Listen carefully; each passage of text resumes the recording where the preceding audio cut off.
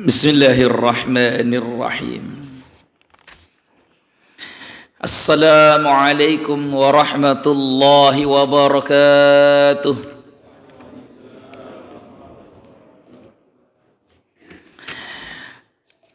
Innal hamdalillahi nahmaduhu wa nasta'inuhu wa nastaghfiruh.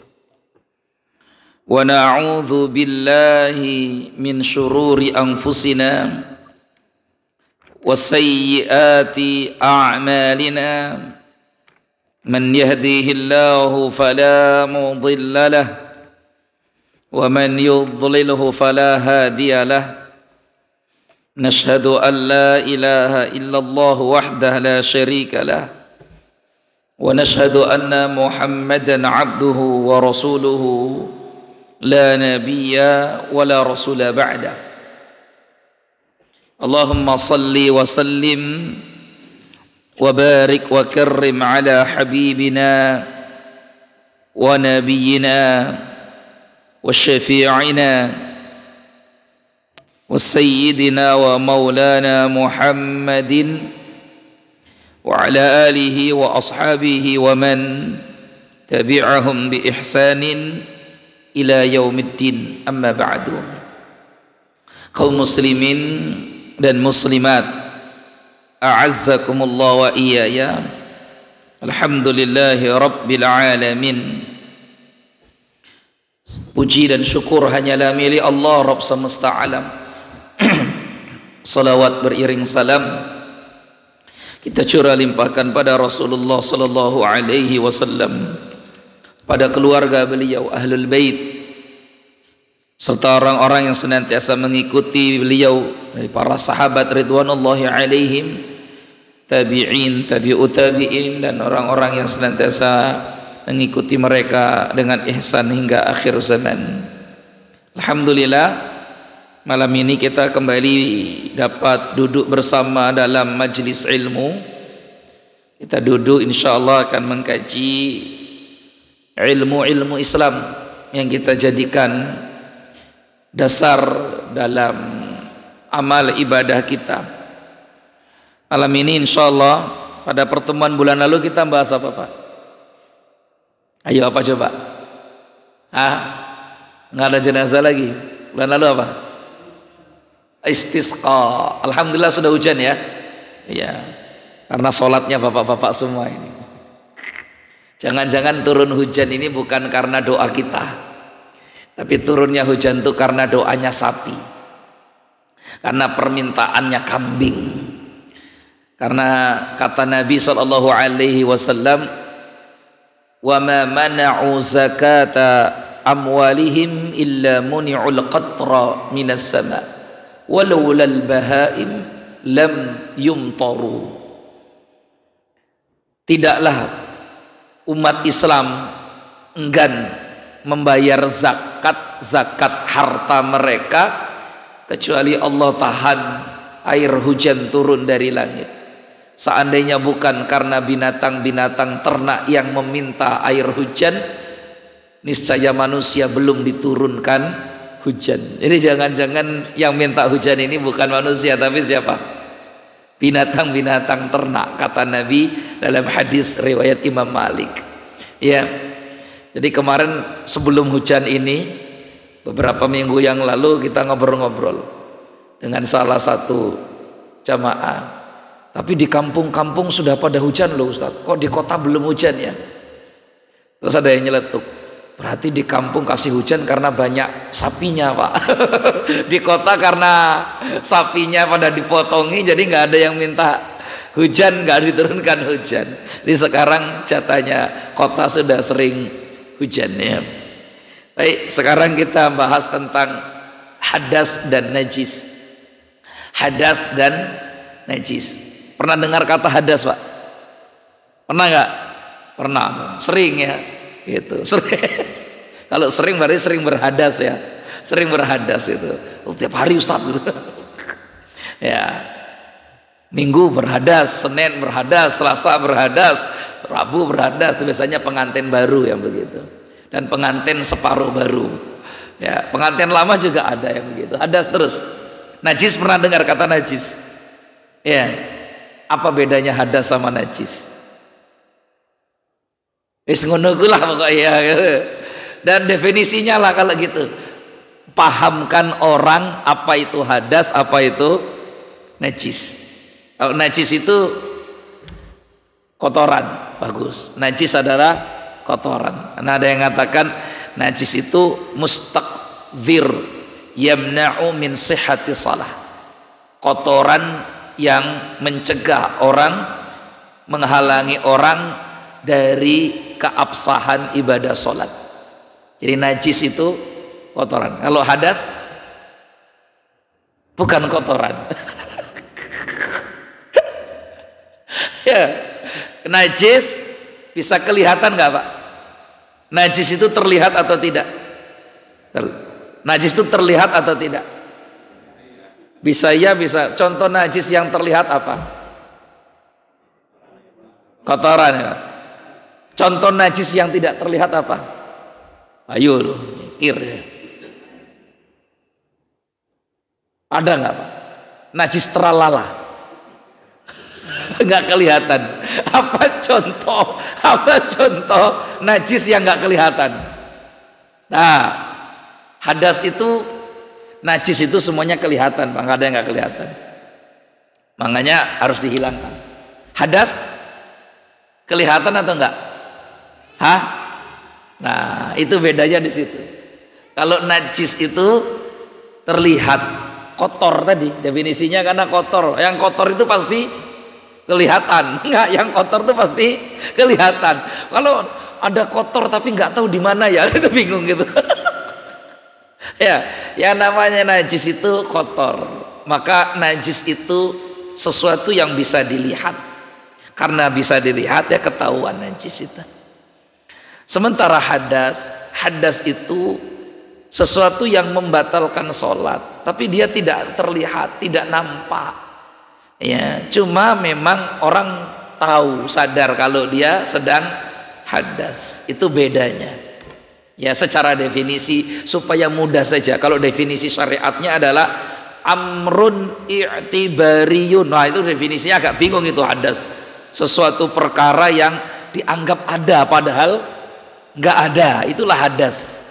Ya, sesuatu yang ada padahal tidak kelihatan, itu namanya amrun i'tibariyun yamna'u biwujudihi sihhatas shalah. Yang kalau dia ada, keberadaannya itu menghalangi orang untuk tidak boleh sholat dan sebagainya. Nah, kita akan kaji bab najis dan hadas. Aku pernah belajar, yang sudah pernah belajar ya tinggal dengarkan lagi sambil nanti diulang-ulang. Sekarang bedanya hadas sama najis itu apa? Bedanya hadas sama najis, bedanya apa? Kalau hadas itu membatalkan sholat atau tidak? Kalau najis membatalkan sholat atau tidak? Ayo diajak ngaji tapi kon mikir kabeh iki kok salah. Ngaji apa kon mikir sih sebenarnya kan gitu ya. Ayo bedanya. Kita pernah mengalami itu semua loh dalam keseharian kita. Sekarang tak tanya, hadas itu membatalkan sholat atau tidak? Batalkan. Membatalkan wudhu atau tidak? Batalkan. Sepakat di sini? Para ulama sepakat semua di sini? Sepakat ya? Sekarang najis. Najis itu membatalkan sholat atau tidak? Tidak. Nah, kan para ulama sudah mulai berbeda pendapat di sini. Ya, najis itu membatalkan sholat atau tidak? Khilaf.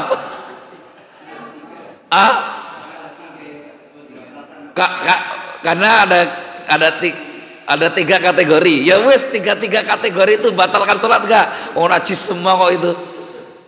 Tidak batalkan. Ayo, syarat sahnya sholat terhindar dari najis. Lah ini kata yang depan najis enggak membatalkan sholat kok? Ya, Nah, ini ulama mazhab mana yang depan ini? Oke, sekarang pertanyaan kedua. Najis itu membatalkan wudhu atau tidak? Tidak. Antum apa? Batal. Antum apa, Pak? Gak apa-apa antum lagi. Batal apa tidak? Tidak. Tidak apa batal? Akan bedakan. Taib. Kita bahas sini ya. Oh ini aja antum muter-muter yang ini. Coba bahas yang dalam-dalam, padahal najis hadas itu, Pak. Najis dan hadas itu pengertian dasar sebelum kita memulai segala sesuatu. Itu bab najis dan bab hadas itu harus tuntas. Ya kan? Gitu. Karena nanti terkait sholat, terkait wudhu, terkait macam-macam. Kalau bedanya najis dengan hadas itu, hadas kalau kita alami langsung spontan membatalkan wudhu kita, langsung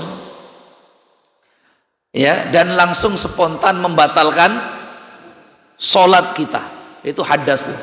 Kalau dialami orang hadas, wudhunya langsung batal, sholatnya langsung batal. Tapi kalau najis, dia tidak langsung serta merta membatalkan sholat. Nggak langsung ya bahasanya ya, tidak langsung serta merta membatalkan sholat.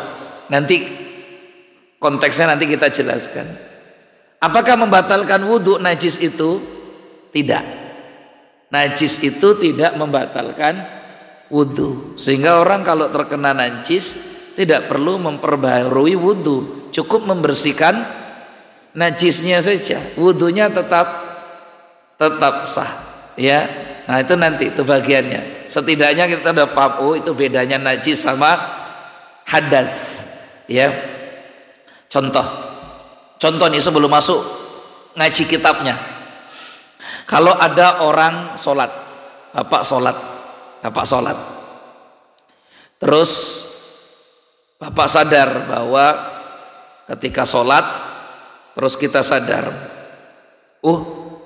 jaket yang saya pakai itu tadi kena kencing. Jaket yang saya pakai ini tadi kena kencing, gitu ya. Kira-kira sholat saya sudah dapat 2 rakaat ini, padahal tadi maghrib, sah atau batal? Antum Pak? Antum sah? Antum sah? Antum sah? Gak usah trikoda sama yang 2 tadi, gak usah. Ya, antum kan sah, antum udah pakai kata kayaknya, jadi nggak usah tergoda sama 2. Antum apa sah gak? Sah atau batal? Saya udah dapat 2 rakaat, antum udah dapat 2 rakaat. Jaket saya ini kena kencing tadi itu. Sah kayak kau pakai kayaknya antum? Sah? Antum Pak? Tidak sah. Antum? Sah? Antum? Tidak sah. Pak Dermawan? Sah. Apa alasan antum mengatakan tidak sah? 2. Nah ini seguru kayaknya, 2 orang ini 1 guru nih kayak. Tahu? Kalau nggak tahu ya namanya nggak tahu. Ya tahu dari tadi rakaat kedua dia sadar. Rakaat kedua dia sadar, tahu dia. Saya tanya. Kejadian begini mungkin nggak kita alami? Mungkin banget kan? Mungkin banget kan? Oke, maka saya jelaskan. Ini sekarang jaket saya kena jaket. Jadi kira-kira sholat saya sudah dapat 2 rakaat tadi itu batal atau enggak? Antum bilang berdua batal. Alasannya apa? Tadi batal loh. Alasannya karena dia memikirkan itu. Oh, alasannya karena dia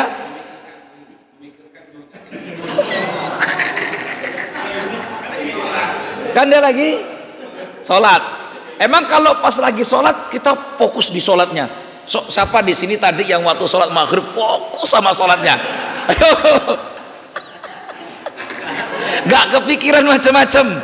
Gak kepikiran ini tanggal berapa ini? Gak kepikiran apa? Gak kepikiran apa? Fokus sholatnya.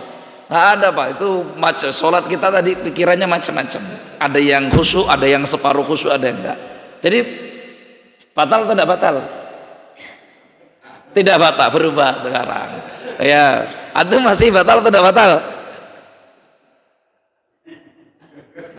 Sah. Berarti Oke. Oh iya, itu kalau itu ya namanya ndablek, udah tahu masih dipakai. Udah tahu ini masih dipakai. Antum Pak, batal apa enggak? Enggak batal. Kan dia ada kencingnya, enggak batal ya. Apa yang dia harus lakukan? Buka jaketnya. Nah, keselap. Makanya saya ambil sampel jaket, bukan baju. Kalau baju nggak mungkin. Karena kalau baju saya lepas, aurat kelihatan. Jadi bukan karena najisnya batal, tapi karena auratnya. Maka sampelnya adalah jaket. Saya tahu bahwa jaket ini ada kencing, dan kencing itu hukumnya najis. Saya ingat sebelum sholat, tapi tadi pas mau sholat lupa. Maka saya sholat. Ketika sholat lo terlupa, di rakaat kedua saya ingat, maka saya harus lepaskan segera. Saya lanjutkan sholatnya. Sah atau batal? Sah. Udah mulai pinter semua kan, sah. Mana dalilnya?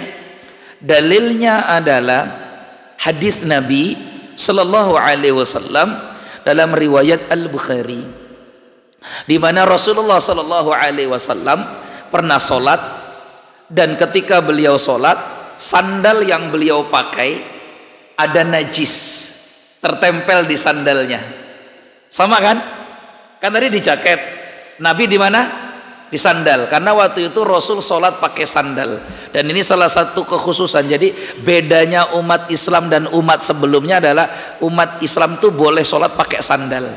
Dulu banyak sahabat yang sholat pakai sandal, bawa sandal, karena masjidnya memang berpasir.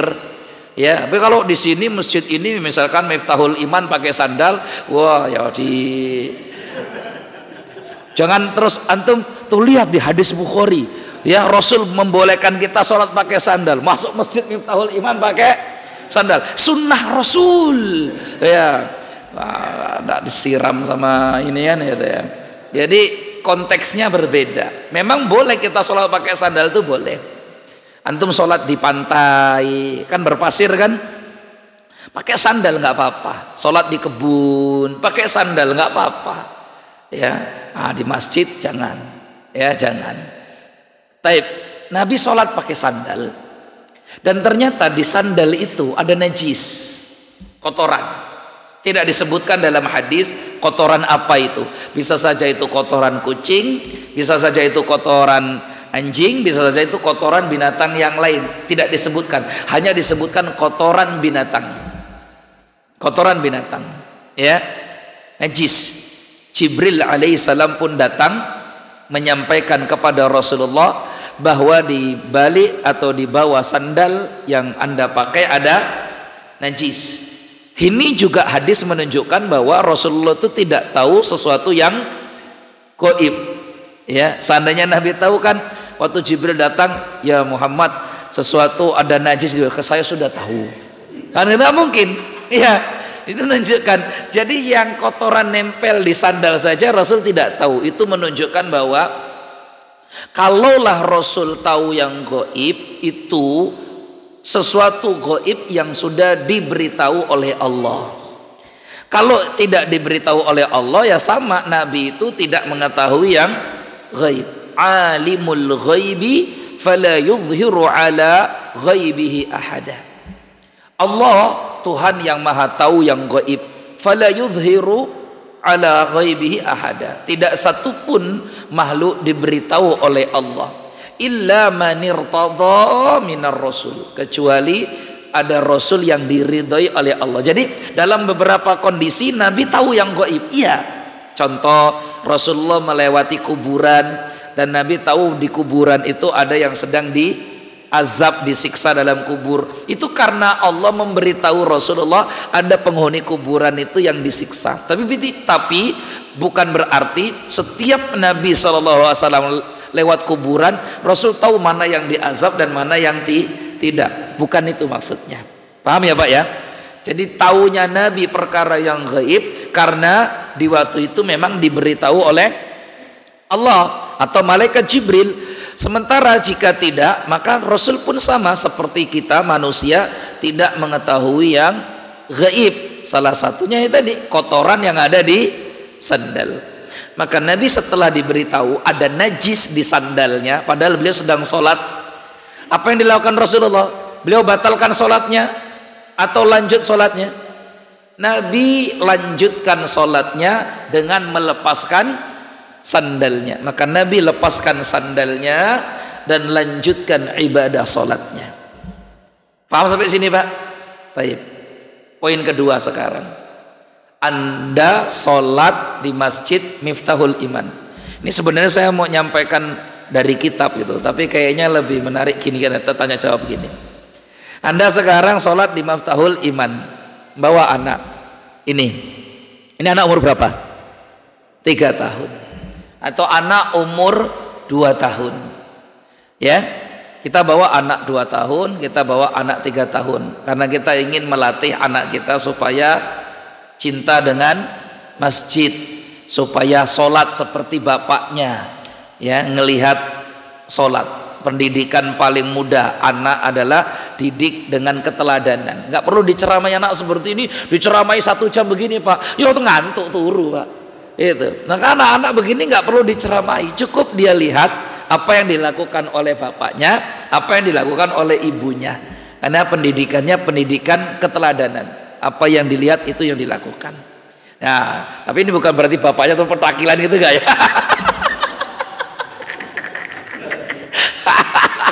Nah dunia anak begitu, dunia anak kan gitu ya.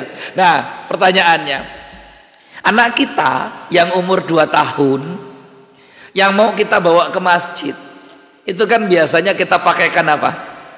Pampers. Bahkan ada yang sebelum 2 tahun, 1 tahun pun kita pakaikan pampers, kita bawa ke masjid. Yang penting sudah bisa jalan. Ternyata di masjid itu anak kita tuh nggak semuanya tuh berani. Ada yang penakut, akhirnya nangis. Pas nangis, bapak apakan anak itu? Suruh mingkem gitu. Pas lagi sholat kok. Bapak apakan anak yang nangis tadi? Gendong. Sebagai orang tua, kita akan gendong anak kita yang nangis. Betul enggak? Betul ya? Pertanyaannya sekarang, anak kita itu ternyata di pampersnya ada air kencingnya. Atau dia nangis karena pup, terus bapak gendong atau bapak biarkan? Ayo, ini kan pertanyaan sesuai dengan kejadian di dunia nyata. Kalau saya bawa anak, terus anak saya nangis, apa yang harus saya lakukan? 1, batalkan sholat saya bawa pulang. 2, saya ambil anak saya gendong. Ternyata setelah digendong, saya tahu, oh anak saya ini nangis karena kencing, atau karena pup, atau karena takut sama orang tadi itu. Nah kira-kira bagaimana dengan sholat kita? Lanjutkan sholat, atau berhenti bawa pulang, atau biarkan nangis, atau wis terserah? Gimana? Mana jawab satu? Antum lagi Pak? Ya Pak, sholat sambil gendong. Tapi dia tadi nangis, kan dia menangisnya ya. Ternyata pas dipegang-pegang, oh ngoyo ternyata, gitu kan? Tapi kan nggak ini, ya. Lanjut sholatnya, lanjut sampai selesai. Dalam kondisi digendong. Ya, gitu. Mana lagi, Pak? Gimana Pak? Kalau sampean yang ngalami itu, gimana? Biarkan atau digendong? Gendong. Oh, dia di pampersnya ada kencing. Sah atau enggak sholat kita? Iya. Harusnya anak kotor. Nabi kan sandalnya harus dilempar, terus anaknya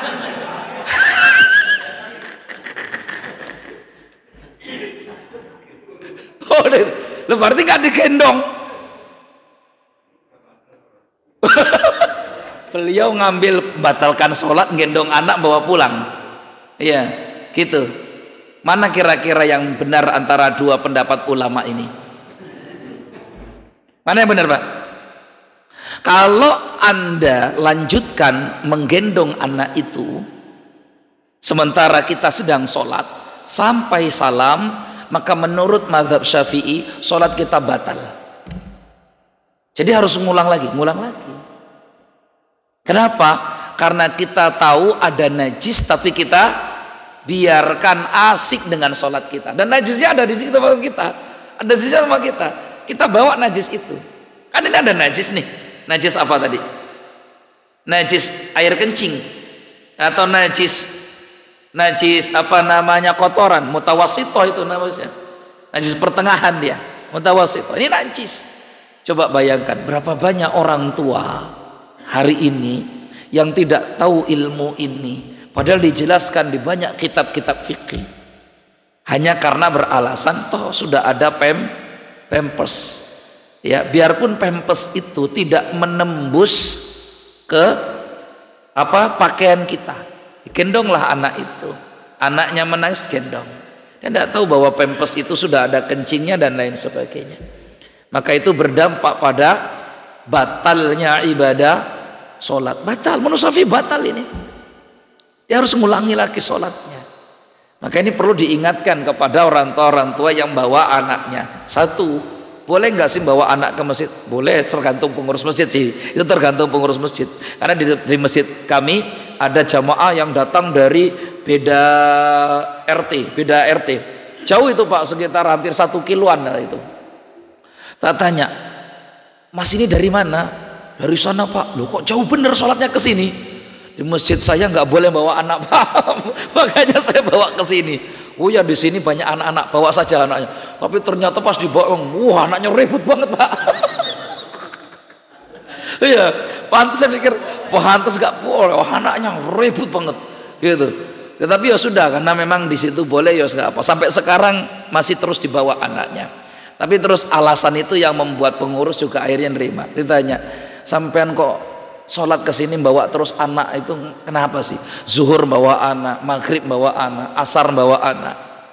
Ya ternyata dia bilang, dia buat ini. Ya Pak, saya ini di rumah bapak ibu saya sudah lumpuh dua-duanya. Udah lumpuh dua-duanya. Kalau saya berangkat ke masjid sholat, anak saya nggak saya bawa, istri saya kerepotan. Karena istri saya harus ngurusi bapak ibunya yang lumpuh. Bapaknya sudah nggak bisa apa-apa, tapi tinggal tidur aja, ibunya sudah lumpuh di kursi roda. Akhirnya terus pengurus masjid mau ngelarang kan, ya wis lah nggak apa-apa Pak, bawa sini aja anaknya gitu. Wong kita aja belum tentu bisa ngurus dua-duanya lumpuh. Ibu bapaknya lumpuh, ya nggak apa-apa. Itu baktinya kepada orang tua. Nah tinggal anaknya saja memang sampai sekarang alhamdulillah masih buat keributan di masjid itu ya. Tapi ya boleh, silakan. Cuma tadi Pak, ya, yang diwanti-wanti adalah najisnya itu. Maka yang penting diperhatikan ketika kita mau membawa anak kita ke masjid yang masih pakai pampers, satu, pampersnya harus baru. Kalau mau ke masjid, pampersnya harus baru. Jangan sampai pampersnya sudah ada najisnya.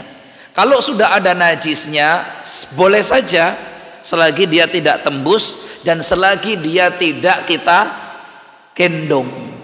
Selagi dia tidak tembus dan selagi dia tidak kita gendong.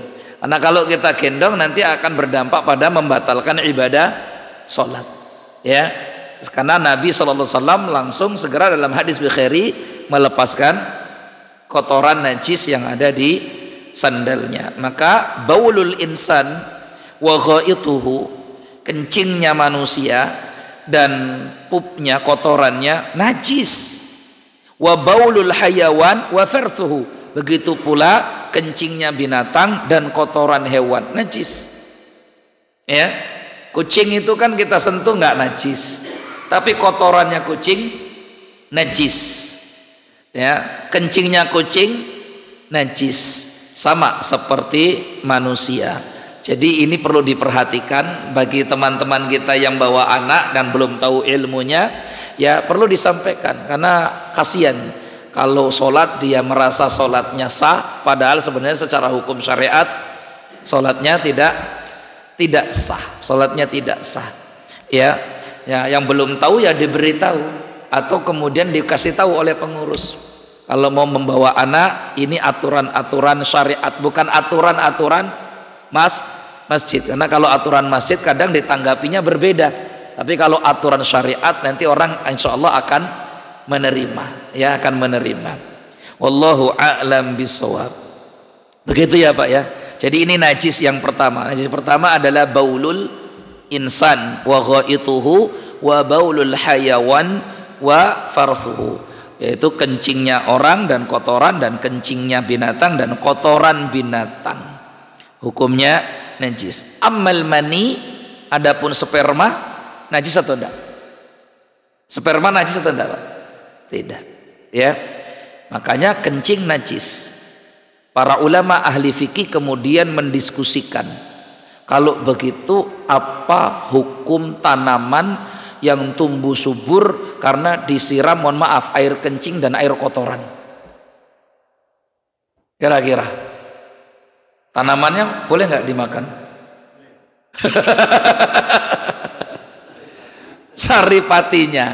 saripatinya ada ulama yang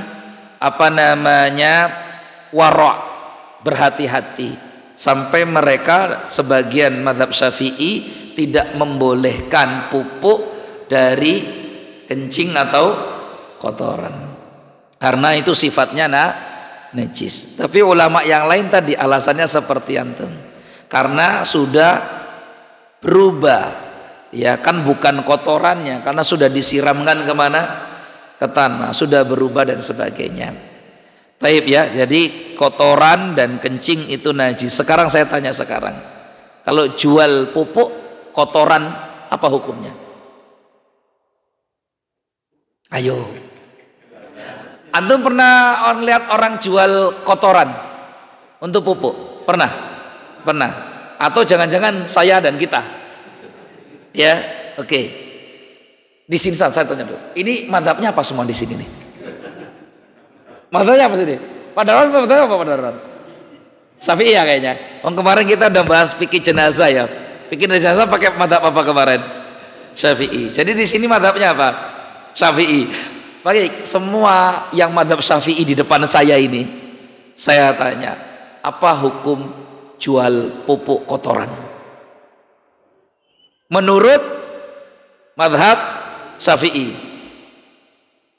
kotoran apa hukumnya tadi? Najis. Jualan yang najis apa? Menurut mazhab Syafi'i, di antara jual beli yang haram adalah jual beli sesuatu yang najis.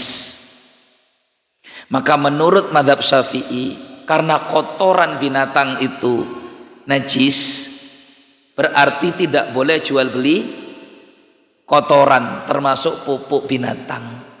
Maka gara-gara pupuk binatang, orang tuh pindah mazhaban. Gara-gara pupuk kotoran binatang, orang pindah mazhab. Itu gara-gara saya ngaji itu bareng-bareng sama ustadz yang lain. Waduh, mau kita belajar mazhab Syafi'i. Woi, haram ini, iya. Waduh, pindah mazhab ini gara-gara jualan itu pupuk. Karena ini di sini dikatakan, menurut mazhab Syafi'i, kotoran hewan apapun itu, dari hewan jenis apapun itu najis. Menurut mazhab Syafi'i ya. Maka kotoran sapi najis, kotoran kambing najis, kotoran ayam najis. Biarpun dagingnya boleh dimakan, tapi kotorannya najis. Ini menurut mazhab siapa? Syafi'i. Tapi berbeda dengan mazhab Hambali. Hambali beda. Kata Hambali, mazhab Hambali, sepakat mazhab Hambali, kotoran binatang itu ada dua. Binatang yang dagingnya boleh dimakan dan binatang yang dagingnya tidak boleh dimakan. Adapun binatang yang dagingnya boleh dimakan, kotorannya tidak najis. Begitu pula kencingnya. Sapi boleh nggak dimakan? Maka kotorannya sapi dan kencingnya sapi menurut mazhab Hambali tidak najis. Ayam boleh nggak dimakan? Boleh. Kotoran ayam biarpun dia bau, tapi secara hukum tidak najis. Ya, sehingga menjual kotoran karena dia tidak najis hukumnya boleh menurut mazhab Hambali. Jadi kira-kira di sini sekarang Syafi'i atau Hambali?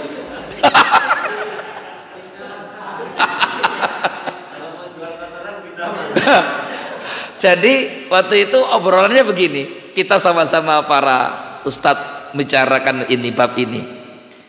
Kalau begitu gimana caranya supaya kita jualan kotoran pupuk tapi tetap pakai mazhab Syafi'i? Karena masa hanya gara-gara pupuk terus pindah mazhab jadi Hambali, itu kan saenake dewi itu namanya kan. Oh, ternyata dalam mazhab Syafi'i itu ada solusi supaya tetap bisa jualan pupuk. Bagaimana caranya? Ini maksudnya pupuk kotoran ya Pak ya, pupuk kotorannya. Caranya yang dijual bukan pupuknya, tapi yang dijual adalah jasanya. Jadi kalau ditanya, piro teletong sekarung? Kan gitu ya. Karena pupuk sapi namanya teletong. Piro teletong sekarung? Berapa pupuk sapi itu sekarung? Maka mazhab Syafi'i katakan, oh kami nggak jualan kotoran. Nah, terus, nah karungnya sudah tak wadahi satu karung, ini jasa wadahi sekarungnya 25.000. Jadi bukan yang dijual, bukan apanya, bukan kotorannya, tapi apa? Jasa madahi kotorannya. Emang agak muter-muter, tapi supaya jadi halal, ya. Karena jangan juga sampai kasihan dong, ada orang yang sudah, mohon maaf, pupuk itu kan dibutuhkan Pak, pupuk itu. Wong saya juga dulu itu suka ngantar pupuk ke perumahan itu.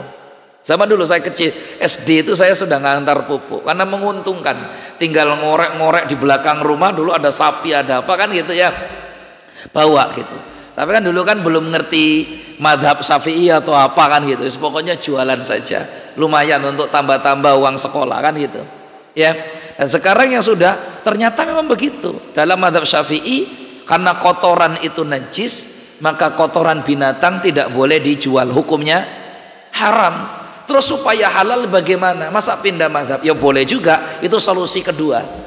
Solusi kedua mengikut mazhab Hambali yang membolehkan kotoran hewan yang boleh dimakan. Kalau nggak boleh dimakan sepakat Pak, semuanya najis. Apa yang nggak boleh dimakan contohnya? Kucing. Maka kotorannya kucing najis. Apalagi yang nggak boleh dimakan? Misalkan, iya anjing atau babi, maka kotorannya najis, nggak boleh dijual dan sebagainya. Ya, itu menurut mazhab Hambali. Wallahu a'lam bishawab. Tapi solusi pertama tadi jasanya, jasa ngantongi atau ngantarkan. Ya udah, tak antarkan, upah ngantarnya 25.000. Saya nggak jualan, tapi kalau mau tak antarkan, upah ngantarnya 25.000. Jadi tulisannya adalah jasa ngantar pupuk. Ya, jasa ngantar pupuk. Ini jualan menurut mazhab Syafi'i. Jualan pupuk kandang menurut mazhab Syafi'i, karena kotorannya nggak boleh, itu najis masalahnya. Termasuk kemudian yang kedua, darah. Darah itu apa hukumnya? Najis. Tapi kemudian ada darah yang dijual, ada nggak? Apa darah yang dijual? Najis, nggak boleh dikonsumsi. Darah sapi najis, nggak boleh. Darah manusia najis, boleh nggak dijual? Ayo, kita kadang di sini nih kenanya. Pernah nggak Bapak beli darah? Berapa?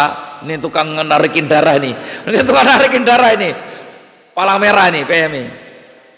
500 sekantong. Jualan darah antum berarti. Najis itu. Supaya halal bagaimana? Jasa madahi darahnya itu.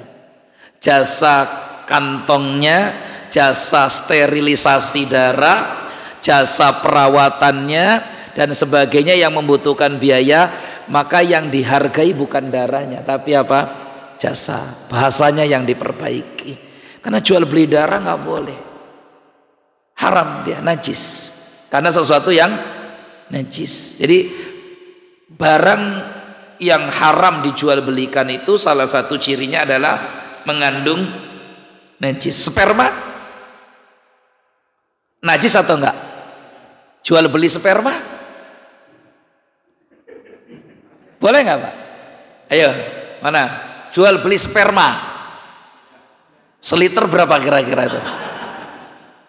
Boleh enggak? Boleh. Maka sperma itu kan dijual untuk ngawinkan sapi itu Pak. Jual nggak? Jual. Ya, jangan bayangkan sperma kita kan. Kalau sperma kita kan nggak boleh. Sperma kita nggak boleh. Sperma sapi dijual kan, kawin-kawinan itu kan pakai disuntikkan itu. Disuntikkan. Boleh saja. Kalau sperma manusia, biarpun sperma itu tidak najis, tapi dia pun kalau dijual boleh saja, tapi dipakai untuk apa? Pajangan? Gak bisa. Konon katanya spermanya Albert Einstein itu kalau dijual bisa laku miliaran rupiah, karena dari sperma itu kromosom kejeniusan dan kecerdasan itu menular kepada orangnya kalau jadi manusia, konon katanya gitu. Karena kecerdasan kejeniusan itu salah satunya adalah menular lewat gen. Maka kalau orang tuanya cerdas biasanya anaknya cerdas, orang tuanya beleteng biasanya anaknya belotong. Kira-kira kecerdasan. Makanya Nabi perintahkan cari wanita itu yang baik, karena kecerdasan anak itu biasanya dipengaruhi faktor paling besar lewat sang ibu. Kalau istri antum pinter itu anaknya biasanya pinter, istrinya rajin biasanya anaknya rajin, istrinya tukang turu biasanya anaknya nurun. Nah kita balik ke sperma. Sperma itu tidak najis, maka boleh dijual beli, boleh. Tapi perkaranya untuk apa jual beli? Untuk bayi tabung. Nah bayi tabung dirinci dulu. Bayi tabung itu jadi halal kalau berasal dari spermanya suami dan istri. Kalau rahimnya rahim istri, ovumnya ovum istri, tapi spermanya sperma laki-laki lain, maka hukumnya jadi haram. Bukan karena spermanya haram ya, bukan, tapi karena dia membuahi di tempat yang bukan halal untuknya. Itu masalahnya. Kalau spermanya tetap najis. Spermanya tetap apa tadi? Tetap bukan halal loh sperma itu. Sperma itu suci, bukan halal. Spermanya itu apa? Suci, ya. Wallahu a'lam bishawab, ya. Sehingga sampai di kitab fikih, nggak tahu ini direkam apa enggak ini. Ini bahaya nih kalau direkam ini, ya. Karena nggak semua orang tahu ilmu ini, Pak.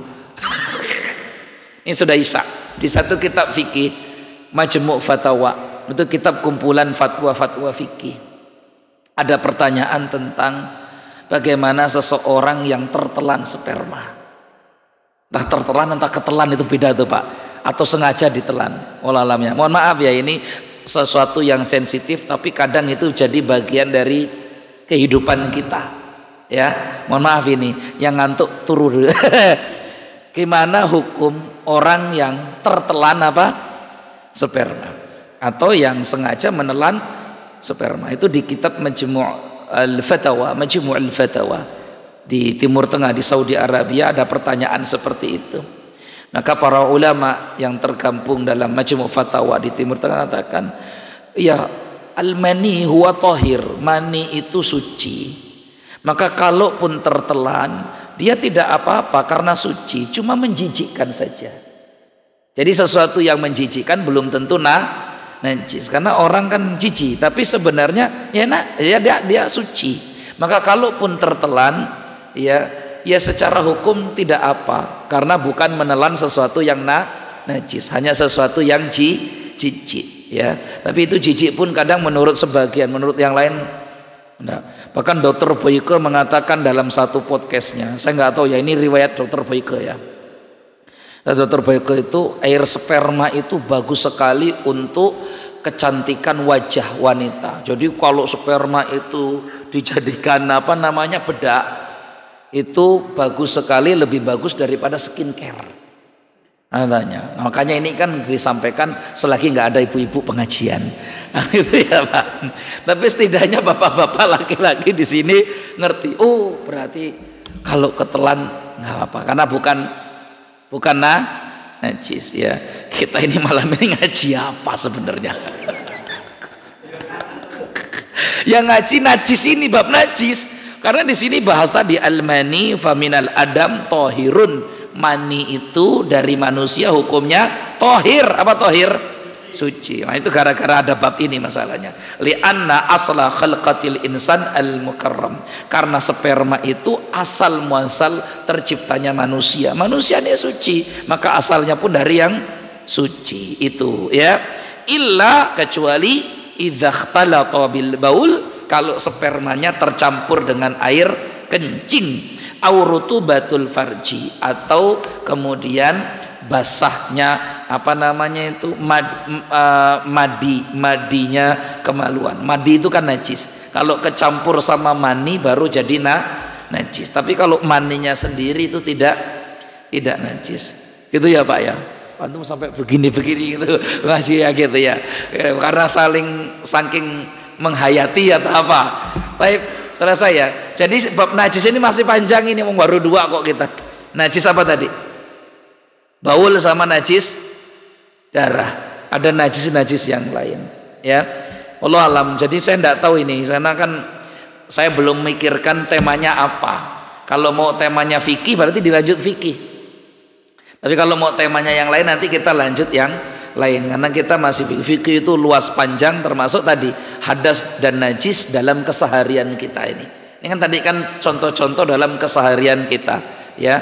Mohon maaf kalau tadi dirasa kurang sopan, saya takutnya memang dalam keseharian kita ada yang melakukan tadi itu ya, yang termasuk air, sperma dan sebagainya ya. Wallahu a'lam bishawab. Subhanakallahumma bihamdika asyhadu an la ilaha illa anta astaghfiruka wa atubu ilaik. Wassalamualaikum warahmatullahi wabarakatuh.